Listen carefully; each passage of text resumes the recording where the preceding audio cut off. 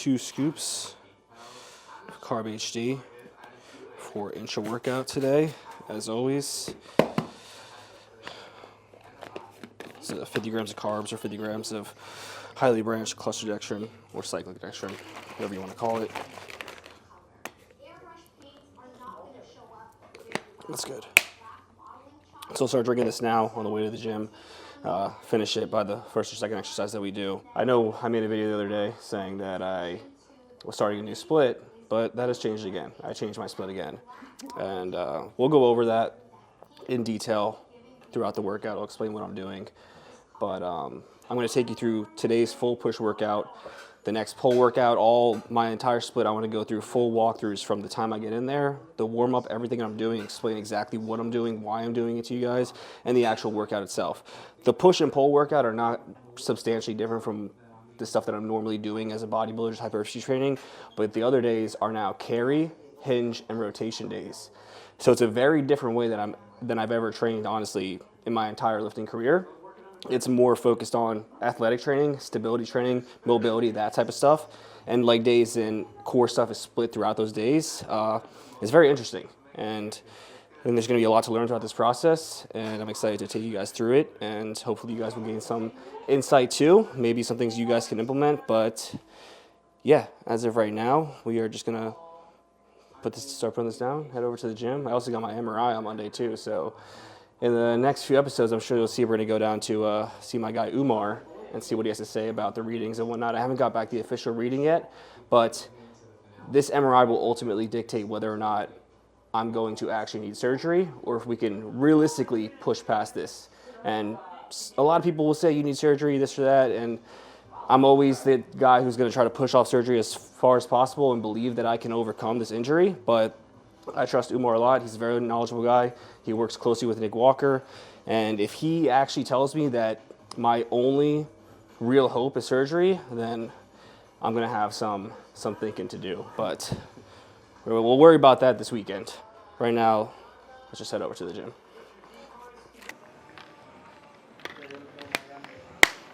All right. So first thing we're going to do, as always, doesn't matter if it's a push, pull, lower day, I always just roll out, just crack my back, get things nice and loose. My back is always stiff when I get in here, so I just always like to do this. All right, so now we just got a 5-pound plate here, and we're just gonna warm up the rotator just by going through all ranges of motion. So we're gonna do 10 laterals here. We'll do this for each side. I'm gonna go slow and just work through the entire range of motion here.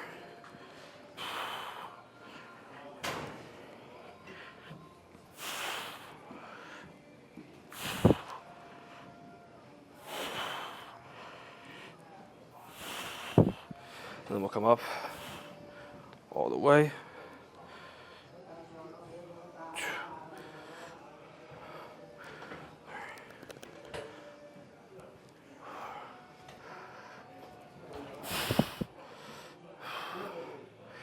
On this side.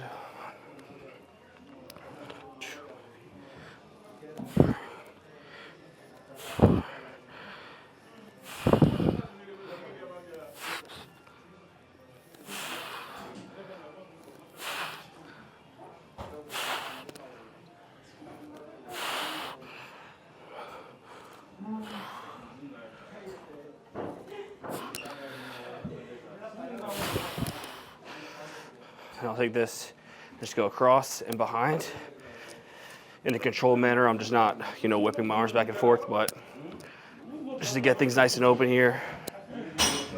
Do about 10 each side.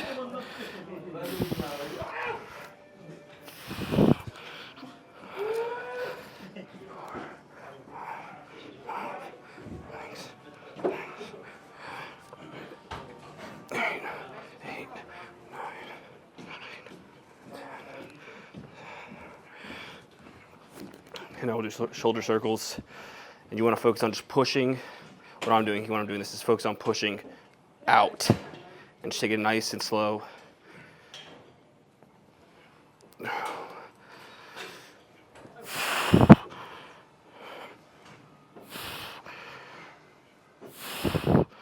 So I get the band here, and we'll go through some rotation and press.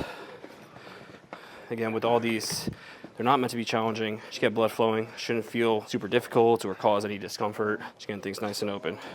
So what I'm gonna do here is I'm gonna come up like this. Here, up. That's one. All right.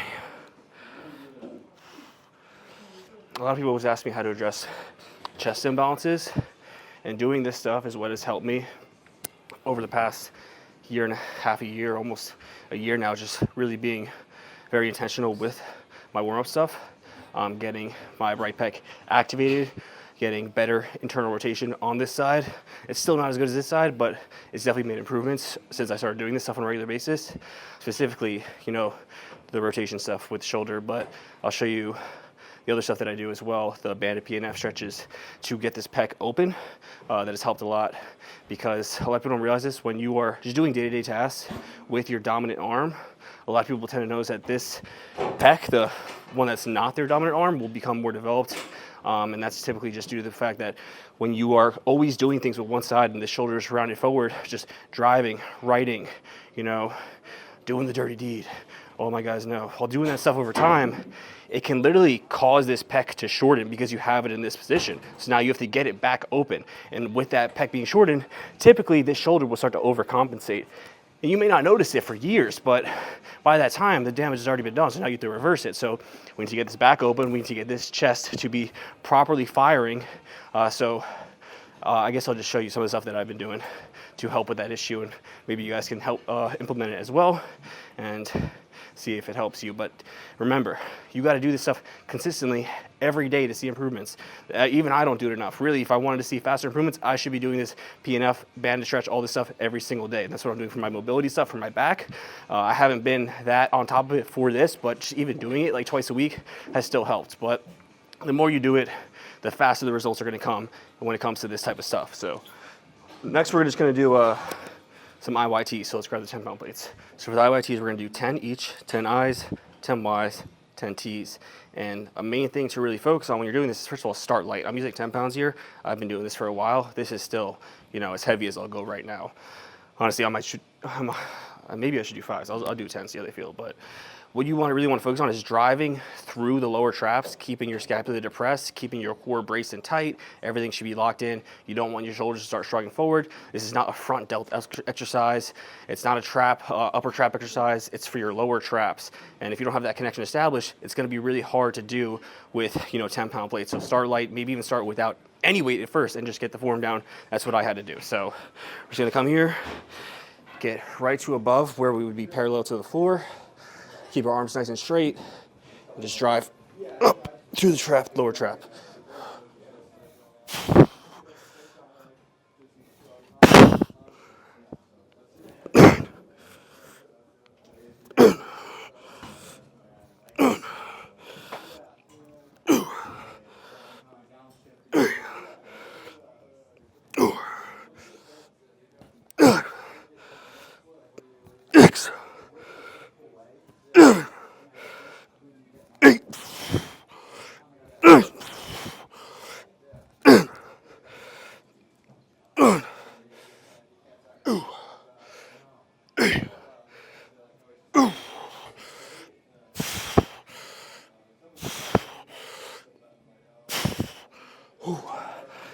Burns.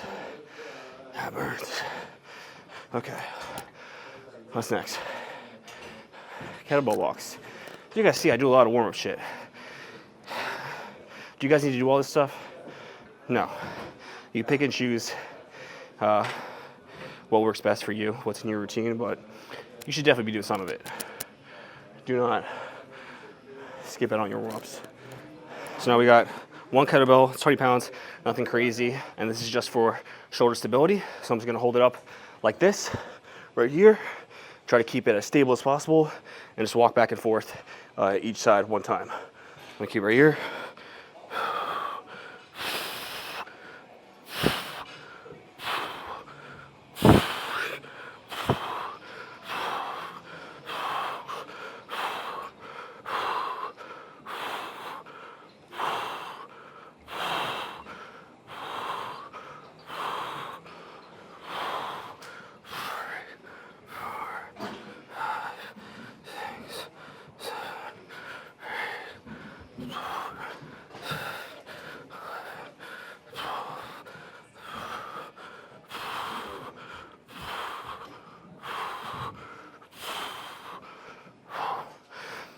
So again, just doing one of each. It's not a whole lot. The progression for this would typically be, if you can't do it walking, because obviously if you hold it while walking, it's going to require more stabilization. You just come here if you're having shoulder instability, which you might have and not even know, but you just hold it at first. Just practice holding it. Start with a lightweight like this. And should be able to be stable. Now once you get that down, now we go into movement. Now we go into walking. And from that point on, you can go into pressing. But I don't need to do that yet. So yeah, that's it for those. Now we'll go into the actual PNF stretches that I was talking about to get the chest open. So like I said, when you're dealing with a shoulder imbalance, not shoulder imbalance, a chest imbalance, the issue can typically stem from worse shoulder mobility on one side. And this is something that I have personally dealt with and have a lot of experience with. And I'm just showing you some of the things that I implemented over the past year to increase mobility on this side and get this chest back open and get better activation for this pec. So the first thing would be, is this PNF style banded stretch for internal rotation, which we're just gonna put here around this. And we're gonna put our arm. So this is the worst arm for me. Put it right behind my back here, like this. And now I'm gonna come all the way forward, down to here, and basically let it pull me apart. So I'm gonna let it pull me apart here and get a lot of resistance here. And then I'm going to pull my hand back in to my back, make sure my scap comes back, and hold that for a 4 count. So 1, 2, 3, 4. And now I'm gonna let that pull me back again. I'm gonna do it again. 1, 2, 3, 4. Try to get this shoulder back, get the chest open, and make sure you have good internal rotation happening on this side, or at least trying to force it to the best of your ability. There shouldn't be any actual pain. Some discomfort is going to occur. That's okay. Just know the difference between that and actual pain that's going to harm you. Come back again. I'm gonna do it for about 5 rounds here, or five counts of 4. And you can do this for multiple sets. I just do this before I warm up on chest day. Again, if this is a big issue for you, I would be doing this stuff every single day, honestly. 1, 2, 3.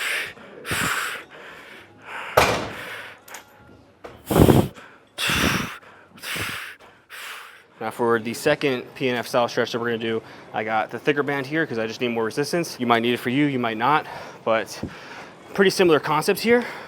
We're just gonna wrap this around. I'm going to put this right above the shoulder that has worse mobility, where this pec would be shortened, and come here. I'm gonna put my arm behind my back again into internal rotation, and then I'm going to step forward as much as I can here and let it pull this shoulder back and open, right? So I'm gonna let it sit there, sink into it, just really push yourself into that chest position, and now I'm gonna contract this chest, pulling that shoulder forward, and hold it for 4 to 5 seconds. So 1, 2, 3, 4, really focus on trying to get this firing and connecting with it. And then you're gonna let it pull you back and open up again.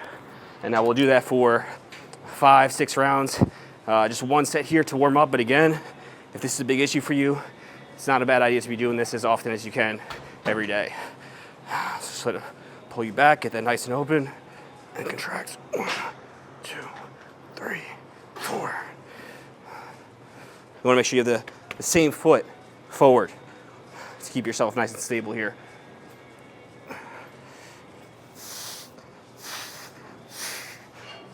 There's 1 round there.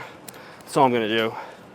And then the third thing that I've done to help with the chest imbalance and really improve activation on the side is actually gonna be the first exercise that we'll be doing today for chest, which is gonna be cable press arounds. It's easier to set up if you have one of those like dual cable systems like on the Prime or a free motion. That way you could just grab one and then hold the other one for stability and press around. We don't have that here, so we're gonna try to do it just on this regular cable system. I'm probably gonna see if I can step all the way across. But yeah, this will allow you to solely isolate each side of the chest. It's hard to do unilateral movements on the chest because stability is always an issue. And this is not going to be the most stable movement, but that's why you gotta hold something for stabilization. And we're also not gonna be going super heavy here. This exercise is not meant to be doing, 4, 6 reps. It's gonna be on the higher end of the rep range, just focusing on getting good range of motion for the chest, make sure your shoulder's getting back and it's not getting rolled forward. And then we're gonna get a good, nice contraction as well, fully shortening it, and just thoroughly driving through that pec to improve activation and connection with that side, which will transfer over to helping even out that imbalance over time. So We're gonna set that up here now. So we actually got the functional trainer here, which is perfect to do the press rounds on, because as you see, I'm gonna step forward, hold on to this one for stability. So what I'm gonna do, and what you should do, is always start on the weaker side, the one that you have a worse connection on. So in that case, this is gonna be my right pec. So I'm gonna come here.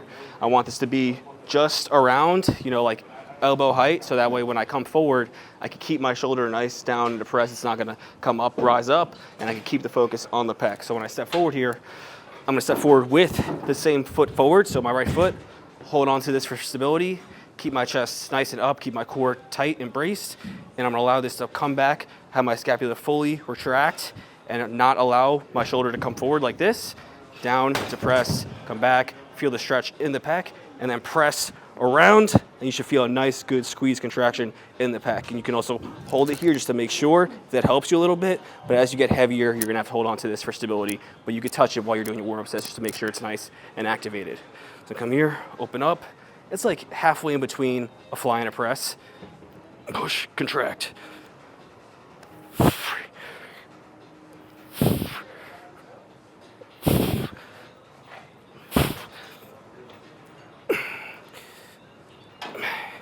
This is a great movement to incorporate as your first initial push or chest movement if you are dealing with those chest imbalances.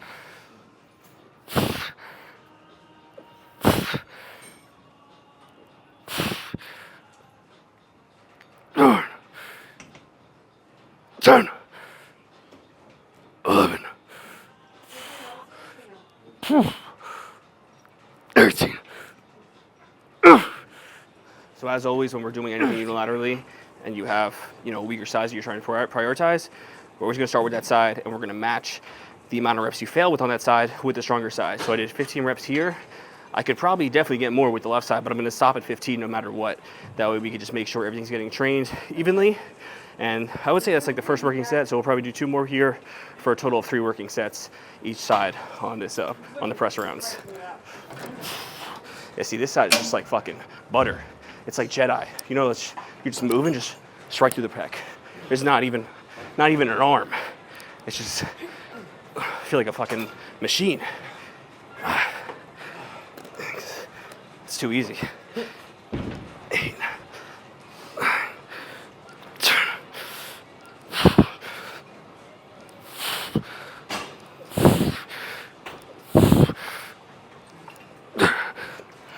Another thing you could also do is when you really have trouble connecting, so on this side, just applies for really any muscle, just hold that contraction. You know, hold it for 1, 2, 3 seconds and just really emphasize just squeezing as fucking hard as you can to develop that connection, and it'll improve over time.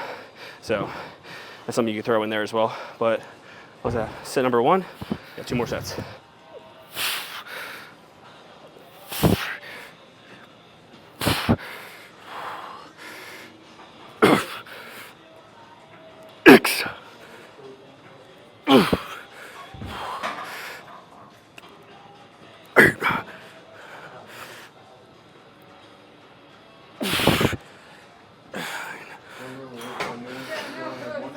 So we got 15 first round, 11 second round, 9 a third round. All straight sets. I kept the same weight for all 3 sets.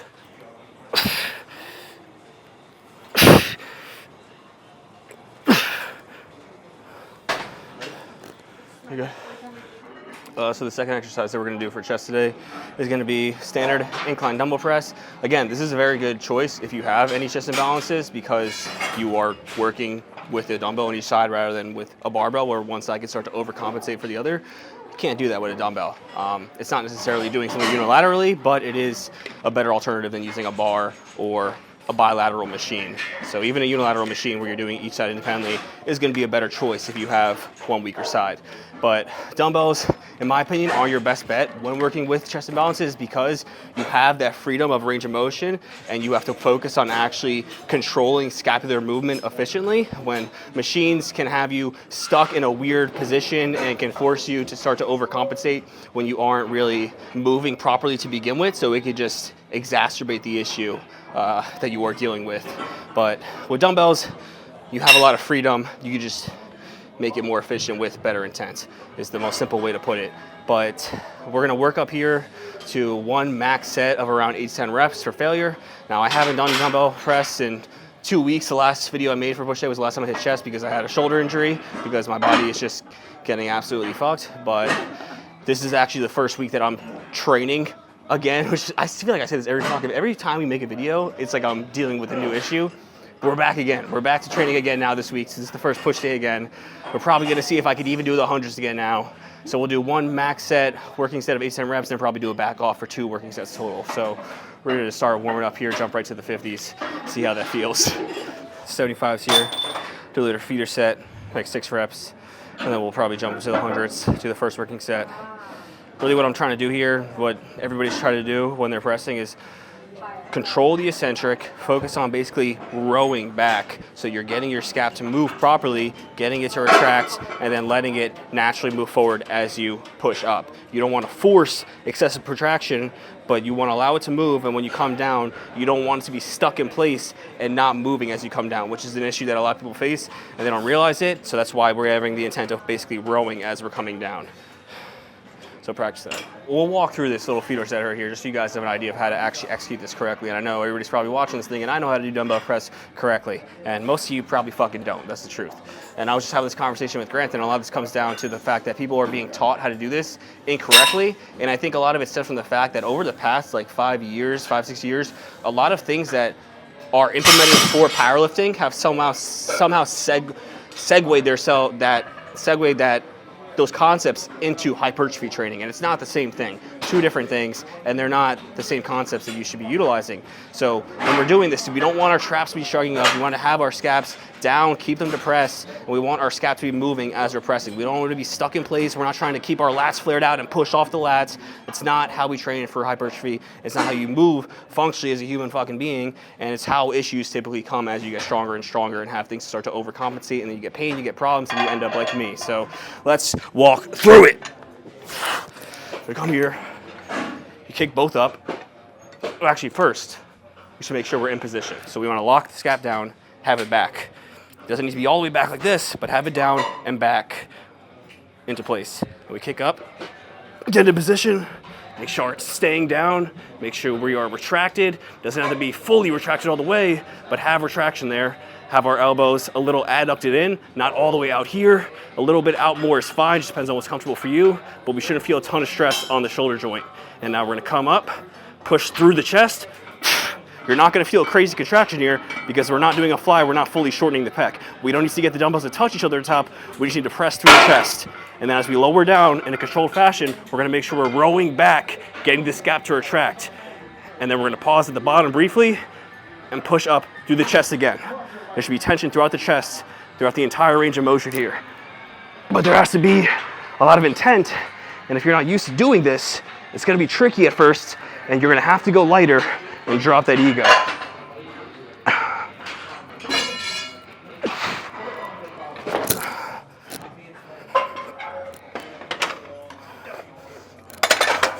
See, that already felt pretty fucking hard because I was going so slow trying to talk throughout it. Also, now we'll show you what that actually looks like in motion for a full working set once you have it nailed down. If you don't have it nailed down, you need to go slower. The concept of moving fast and explosive also comes with control. Something that's lost in translation. People think things from powerlifting, try to apply them to hypertrophy training. With hypertrophy training, we are focused on moving the weight as fast as possible through the target muscle, but in a controlled manner. And that will inevitably slow as we get closer towards failure. But we're not just using explosiveness to just press from point A to point B.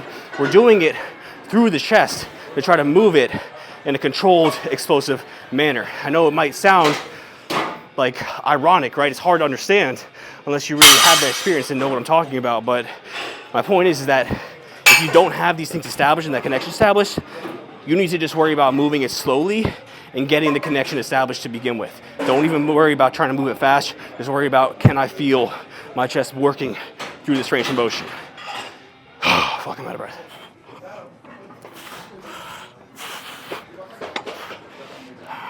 All right, so we're gonna move a little faster here now because this is the top heavy working set, but I have these connections established, so I don't need to move that slow anymore. Yeah, put your seatbelt on, we're going for a ride.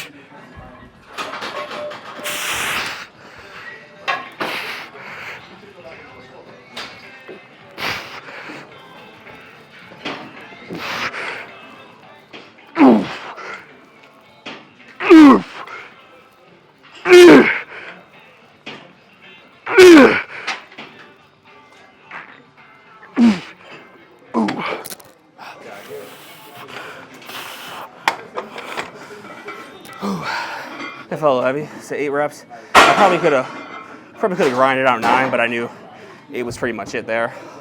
Last time we did 2 weeks ago, I got 15, so it's just adaptation. Got to get back into the routine again. Hopefully I don't get another new injury this week, but only time will tell, you know. At this point, nothing surprises me. I'm going to be paralyzed next week for all we know. And the career might be over, but one day at a time. Taking it one day at a time. We'll do a little back off. We'll back down to 80s. Just go for an MRAT there. Take it a little bit slower on this one, and then we'll move on to the third and final exercise that we'll be doing for chest. Then we'll move on to delts and triceps.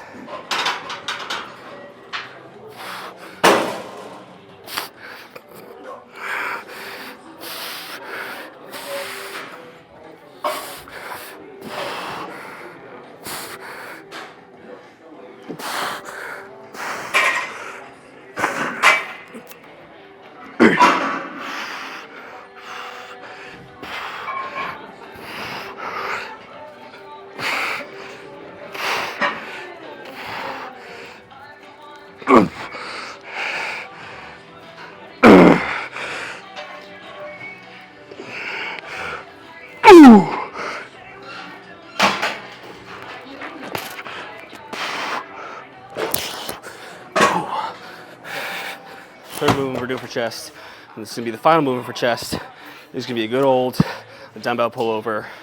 You guys know I love these. Get a nice good stretch. Do about 2 sets, somewhere between the 10 to 15 rep range. And we'll finish that off with a loaded stretch, which I'll hold for 60 seconds. And we'll get things nice and open. And I love those.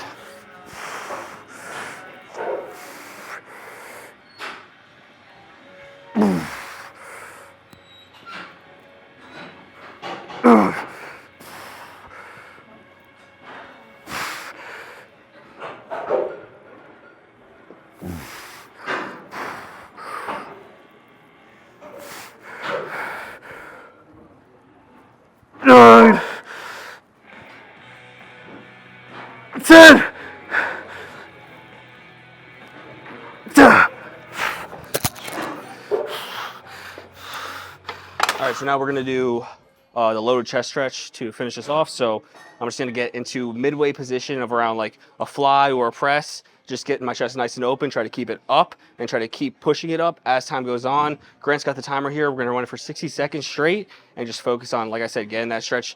And if there's any discomfort when you're doing this, you feel any pain in your shoulder, just immediately drop the weight. You should not feel that. Maybe go even lighter. I only got 40 pounds here.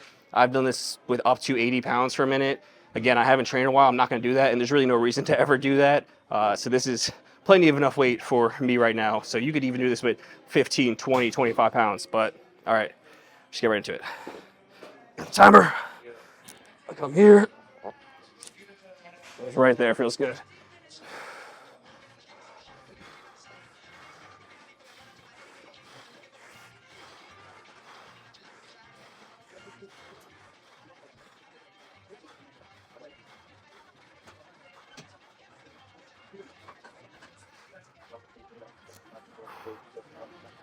Ooh, it's good. What would make this even better, honestly, is if you had a half roller behind you would be really good. But we don't have one down here, so it's whatever. It's fine. But all right, we're gonna move on to some delts now. We're just gonna do some lateral raises upstairs with the cables.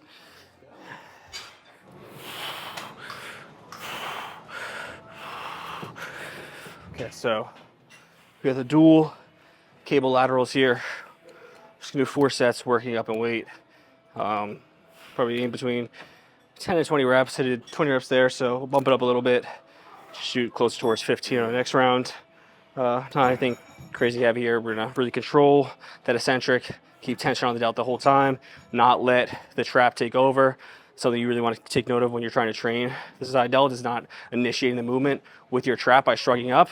You want to focus on pushing out to the walls and eliminating trap engagement. They are obviously going to be involved to some extent, but you shouldn't feel it all in your traps. You should be able to feel here.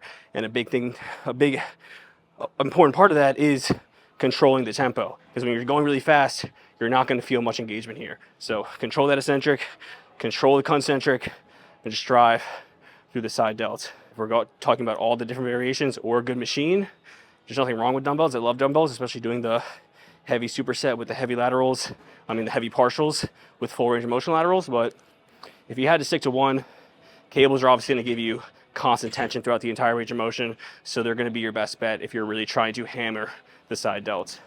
That's what we're doing here. This is going to be the only movement that we're actually even doing for shoulders today. I got these from Joe Bennett, hypertrophy coach. I'm pretty sure, I don't know if he's the only guy who makes them. He's the only fucking person I've seen sell them, but these are obviously much better than using D handles because it eliminates having to hold it. And when you use D handles on a lot of machines, you have to come down to the point where they start knocking into each other, and it just fucks with your head, fucks with the movement, makes it just, yeah, it makes it a little bumpy road. It's unenjoyable. This just makes things a lot smoother because you don't have any of that interruption. And now where we want to place this, you could place it in a few different places. One is not really inherently better than another. It's just going to change where you really feel the most amount of tension throughout the whole range of motion. I just like to put it the lowest I can where it feels good to me. You can experiment with putting it a little bit higher, a little bit lower. Just stick with whichever one you feel the best engagement in your side delts from, honestly. Your personal anatomy, how long your arms are, your torso, all that thing is going to come into factor. So that's what you have to take into consideration when you're trying to set this up and determine where you really want this to be positioned. But you want to be starting from a low point where you could feel tension here no matter what and throughout the range of motion. But depending where you have it is going to change where you feel the most tension throughout that whole range of motion. So I can stay close to it right here. And start moving a little, make sure it's all in the delts, and then just power through.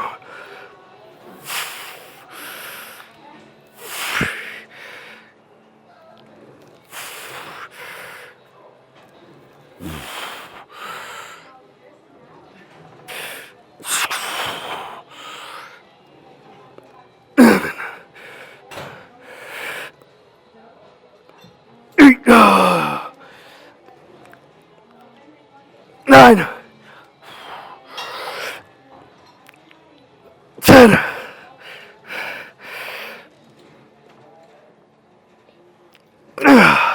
Wow, that got fucking heavy fast. That's the thing with using cables or machines when you're just doing isolatory movements like laterals, rear delt flies, tricep extensions. No, I'm not using that. Tricep extensions is just a 5-pound difference in weight can really make it much more fucking challenging. So I just went from 15 pounds for 20 reps. I went to 20, up 5 pounds, and I just lost 10 reps. So it just goes to show using micro progressions like those 2.5 pound plates, things like that can be very useful when you're doing isolatory movements like that, just so you can stay within the rep range that you want. And you're not forced to jump up so much and have to sacrifice so many reps. I know even for women like Marissa can't even do 10 pounds. Like, she can't even get it up. So what do you do with all cable machines? We need the little micro plates to even be able to get any movement out of them if we want to utilize these machines. So just something to keep in mind. Probably just bump back down, honestly, because fuck that. It's the Melfi machine. It's like when cats make biscuits or when they're fucking plucking the chairs. This is what they're doing when they come. This is what they do at night. They're working on it. It's a fucking cat skills, cat strength. What are they doing? Are they baking? Baking what? Are you shitting me? Baking what? Cupcakes. What kind of cupcakes? I don't know. Fuck.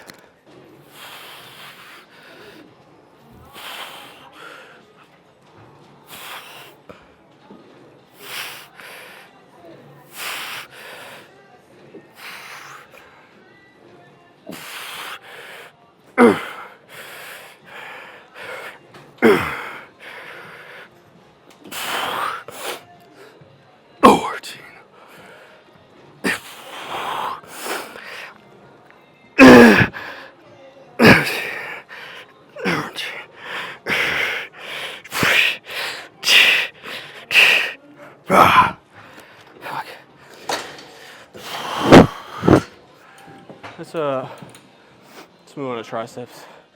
You saw there once I hit failure, just throwing some partials, just take the set a little further. It's not gonna hurt you. It's only gonna help.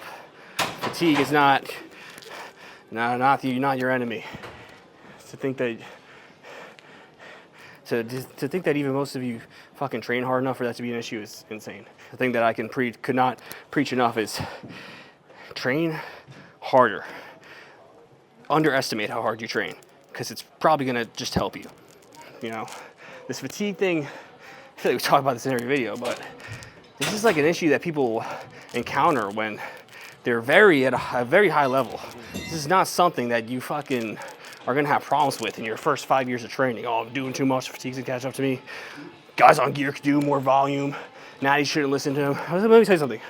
When I did Natty, when I was Natty for fucking 5-6 years, I did 3 times more fucking volume than I do now. And guess what? I was benching 315 when I was fucking 17. I was pretty fucking big. You could say it's genetics and this and that, but the point that I'm making is work harder. Just fucking work harder. Like, none of that shit held me back. The fatigue does not hold me back. It does not hold anybody else I know back, but everybody on TikTok thinks it's gonna hold them back. Fucking doing too much. Can't recover. Everybody's so afraid of what they may not be able to recover from when they've never actually encountered that issue to begin with. It's all theoretical. What if I can't recover from that? Why don't you fucking try it and find out? All right, so moving on to triceps, we're just gonna do good old unilateral extensions here with the rope.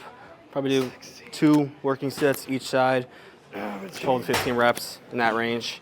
Start with the right side because it's my weaker side.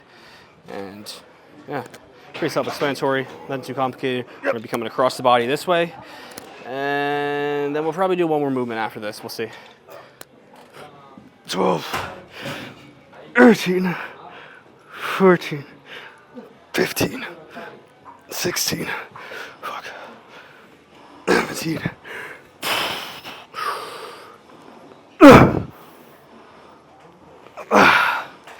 Ooh. We'll do one more here. We'll just stay at that weight. 17, 18, 19, come on. Yep.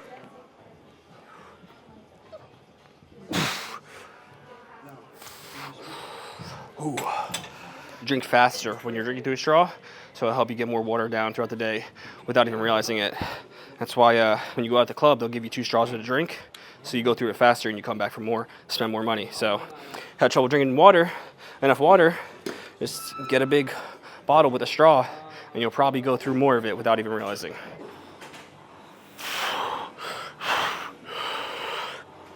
9.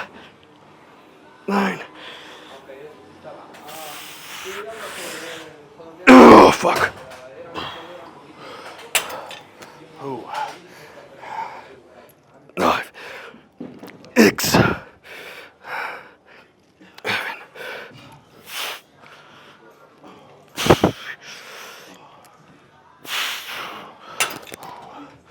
All right, let's move on to skull crushers.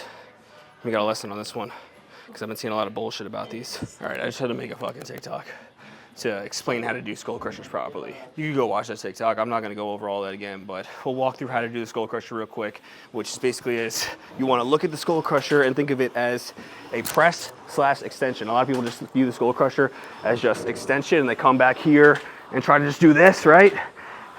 The point of the skull crusher is to be loading the triceps thoroughly throughout the range of motion and pressing through them and bringing them to your head, hence the name fucking skull crusher. So we're gonna come down here, keep our elbows up, keep our arms out in front of us, and lower the weight right down to your head, fully loading the tricep, and now pressing up through them, pronating as we come up to the full contraction. If you're using a bar, you would obviously just stay in pronation, but it's the same concept. You're just coming down here to your skull, pressing up through the triceps. We don't need to come all the way back here and do this. This is not effective. You could have a little bit of you can bring your arms up a little bit further back if you get elbow pain with keeping them this far forward, and that's okay. You're still right here. But if you're coming all the way back here, that literally just makes no sense because you have nothing resisting you at the bottom. So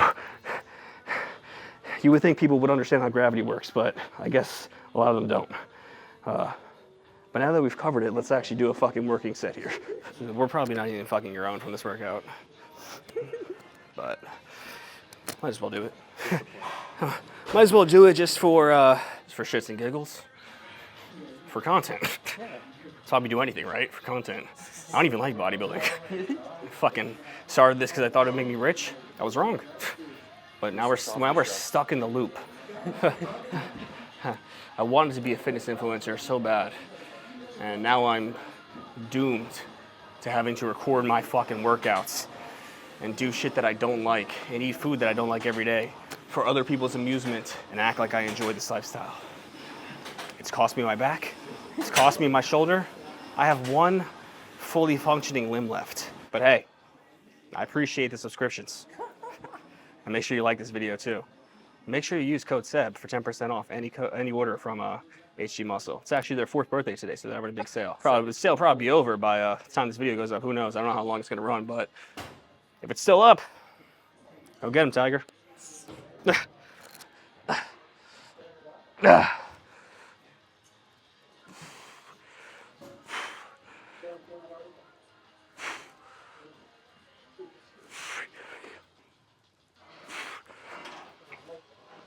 Nine.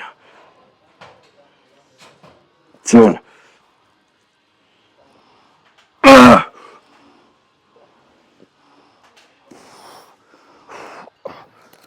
Woo! The way that I like to look at a skull crusher, maybe this will make sense to some of you, is to think of your elbow. The same way I kind of look at squats too. Is like if you took like those fucking skeleton things, if you look at your elbow as like a spring. So we're compressing here and then just using, what's the right word? To just power through this motion. Because it's not just here to here, it's, we're sinking into it and exploding through it. Same thing with like a squat, like we're coming down where we're using a high bar squat, because when you're doing low bar, you're using a lot of hip drive, a lot of glutes, a lot of lower back. But when you're doing a high bar squat for quads, you're just basically trying to compress yourself like a fucking slinky. And then you're just, you're coming straight down, come out. We're coming straight down, say we have heel elevation, so we're coming straight down, we're like compressing ourselves, and then we're just powering back up. So it's like kind of like the same concept here. We're using this and then shooting back out through it, rather than just thinking this, think boom, boom. Maybe that makes sense. It's gonna put a lot more pressure on your elbows though. So you gotta start light, make sure you're fully warmed up. Don't overdo it, don't let your ego get in the way. Maybe use elbow sleeves if you have some elbow tendonitis, or you can make those little bit of adjustments. Like I said, if you are very prone to getting that elbow pain, just come up a little bit more so that it takes some pressure off their elbow, but not all the way back here. At that point, just do a fucking overhead extension. You do that with a dumbbell unilaterally. You could do katana extensions with cables. Those are great, and those are typically great for people that experience a lot of elbow pain, because you can get into position and fully load it from multiple different ways, whatever is the most comfortable for you. With dumbbells, you kind of have to be fighting gravity and be in a fixed position like this. Otherwise, it's going to be less effective. But yeah, I think that's it. I think we're going to call it a day for today's workout. So that's today's full push workout. I'm not sure how many sets we did total. I'm sure you could count, but as always, thanks for watching. Make sure you like this video, make sure you're subscribed. And like I said, I'll be taking you through each one of these workouts for the new split. So the next one will be a full pull day, then a full carry day, a full hinge day, and a full rotation day. Very different ways. Those last 3 days are gonna be very different from the ways that I'm used to training. A lot of athletic stuff, a lot of mobility, a lot of stability stuff. So it's all about perspective. Everything that I've gone through in life, all the things that seem like they're very shitty, there's always something to learn from them. And you can't be a victim to your circumstances. Everything that I've dealt with, I've always gained new knowledge, new insight, new perspective, whether it's fucking shitty things like breaking up relationships and developing mentally that way, or my allergic reaction to growth hormone and learning more about the autoimmune shit and how that stuff works around the body. Now I have disc herniations, all those problems, learning more about the spine, how to train like an athlete, how to develop more stability, how all this stuff works with each other, and how it just makes you, how you can integrate all these things in a hypertrophy to ultimately become the best version of yourself. So I could become a victim to these situations and say I'm fucked and just take a bunch of painkillers and let that be my story, but I look at all these situations and try to learn as much as I can from them, and that's what I'm gonna be sharing with you guys here now, is what I'm learning from dealing with this injury and all the stuff I'm putting into practice to try to fix it. So hopefully you guys will learn something too. But until next time, thanks for tuning in.